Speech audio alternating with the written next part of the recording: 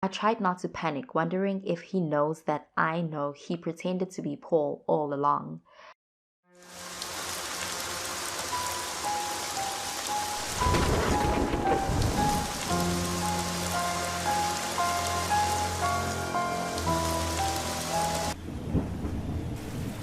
The internet is filled with creepy stories of stalkers online, either almost ending up getting kidnapped or killed.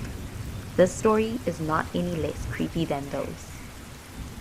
It all goes back to the time when I was watching my friends around me get married, get engaged, or hearing them even dating was slowly depressing me, pulling me down more and more, making me question if I would stay like this till I died. My job at a software company sucked my time away, and on the weekends, even Netflix failed to make me feel better. My life had become a routine. I needed to make a change. I downloaded a dating app that had made such a buzz around during that time. It felt more like a social media than a dating app. I posted a few pretty photos of mine that were edited to hide my insecurities, but also not make me look fake. I just wanted a fun person to get to know, so my bio said that I prioritize friendship more than finding sex, even though it had been months since I had sex. Because once you say you're interested in sex, you'll get guys pretending to be what you want them to be until they get it. I matched with a guy named Paul. I liked his name, and he was a very photogenic person with pleasant pictures. Nothing out of the ordinary. Hot. Neither did he look ugly. He was a 6. He was a law student at a local university. A nice, decent, intelligent guy whom I can see myself getting to know on a deeper level. I don't know why, but that's the way I felt. Another request was from a guy whose name sounded like something pulled out of a fantasy name generator. He called himself Yaldorf, and he looked like he had rented the cars in his pictures. His actual name is Ben. My girl instinct told me all the time to not trust the rich guy. Yes, I'm still going to call him that. Seemed fake. Till now, Paul and I had quite a connection going on, and I told him I matched with this guy. He seemed pissed and told me not to fall for a fake, creepy stalker. I didn't mean to make him feel that way. I thought he would laugh at his fantasy-generated name and his rented cars. I thought it would be fun to make fun of these guys and get his perspective. I was wrong. The rich guy turned out to be my neighbor and a part-time valet driver. Now that's where those cars in his pics came from. My busy schedule and Paul's busy schedule had kept us from meeting. We stuck to phone calls and texts, the usual sweet talk that budding couples indulged in.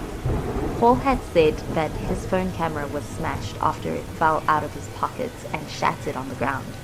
One particular morning, I woke up to a bouquet of roses on my doorstep, and it came with a note addressed to me.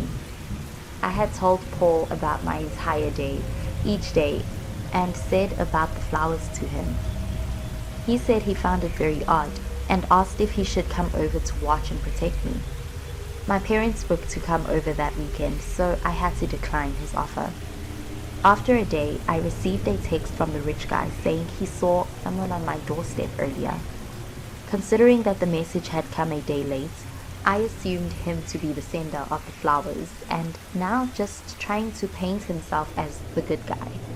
I didn't tell Paul about it. My rejection of his offer to come over had pissed him off anyway. The weekend had gone by fast with my parents over. I hardly found time to talk to Paul, and he seemed alright about it. It wasn't an easy weekend though, as it was packed with family drama when my uncle showed up. He isn't my blood-related uncle. He was my mom's stepbrother and had wanted a higher share in my grandfather's property. The way he stared at me always gave me the creeps.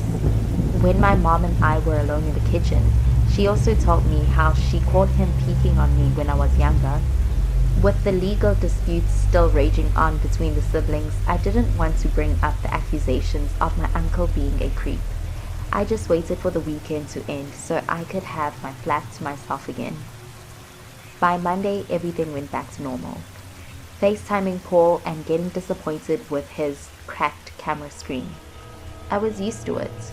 and planned on gifting him a phone soon as I could save enough. It was my friend's birthday, and I borrowed my uncle's car for the party. Her boyfriend had planned it at this nice high-end restaurant and had messaged her friends that he was planning to pop the question at the party. Though I was a little jealous, I went to the party with a cheerful face. I wasn't expecting to see the rich guy at the valet and was reluctant to give him the car keys, but ended up doing so anyway. He looked at the car and looked at me with disdain. I didn't know why he gave me that look at the time, but I knew later. The party was filled with the fake giggling banter and dancing like they were auditioning to get laid. My friend ended up in tears from her boyfriend's emotional proposal. I left early from the party as Paul texted me. He wanted to meet me at a local park. Seizing this opportunity to finally being able to meet my online date for real made me go from jealous to happy. When I got to the valet counter at the end of the party, I found Ben, the rich guy, already waiting by the car. His shift had ended and we spoke a little. I told him how clever it was to lie about seeing someone leave the bouquet when it was actually him. He looked at me, confused, tilting his head, and said, "Me? No, I thought you knew him. He came in the same car." He had to be joking. But a valet driver could never be wrong in recognizing cars, could he? I texted Paul that he could return home as I'm not feeling that well to drive anymore. I drove to my uncle's house in plans of picking a cab next and going straight home. Why would my uncle leave flowers for me? My aunt opened the door. She seemed to be a sweet lady, though it had been years since I saw her or my cousins. She said that my uncle wasn't home and that he wouldn't like it if he knew she sent me back without even offering me a plate to eat. That was when I saw Paul on the stairs. Seeing him there surprised me and even shook me. "Paul?" I had called him and he just gave me an awkward smile before going into his room. I didn't understand. Why was he in my uncle's house? My aunt had come from the kitchen with a plate full of food and soda, smiling as she said, "It has been years since you've met your cousin. Meetings get a little awkward. Johnny is just shy to meet new people anyway." I had no clue what she was saying. Johnny? Who was Johnny? I thought. What is really going on? I thought to myself. It felt like I had sunk into the couch.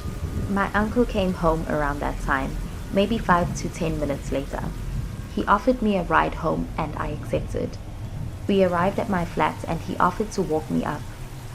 I was in no mood for the polite formalities and just nodded, barely uttering the words, "Yeah."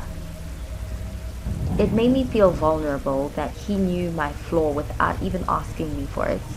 Maybe he remembers it from the previous weekend. The previous weekend? How did he know my address? Or that my parents were over for the weekend? Maybe Mom told him?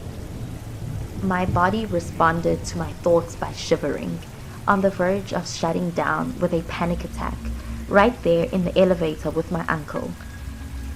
As if gasping for air, my fingers moved quickly to dial up the number of my only support system, Paul, on my phone. I put the phone to my ear, waiting for it to ring. It was my uncle's phone vibrated. His eyes locked onto mine. I tried not to panic, wondering if he knows that I know he pretended to be Paul all along. I cancelled the call. That's when the elevator doors opened. I sprinted across the corridor to my flat. My uncle ran behind me. My uncle was the stalker with the flowers. My uncle tricked me into dating him with pictures of his own son, my cousin, Johnny. My uncle had been watching me so close. The incident was the last stone to cutting my ties with him and his family. I blocked him on all platforms. I uninstalled the dating app, and yet the world still scares me. Nowadays, all I feel is someone out there is watching me.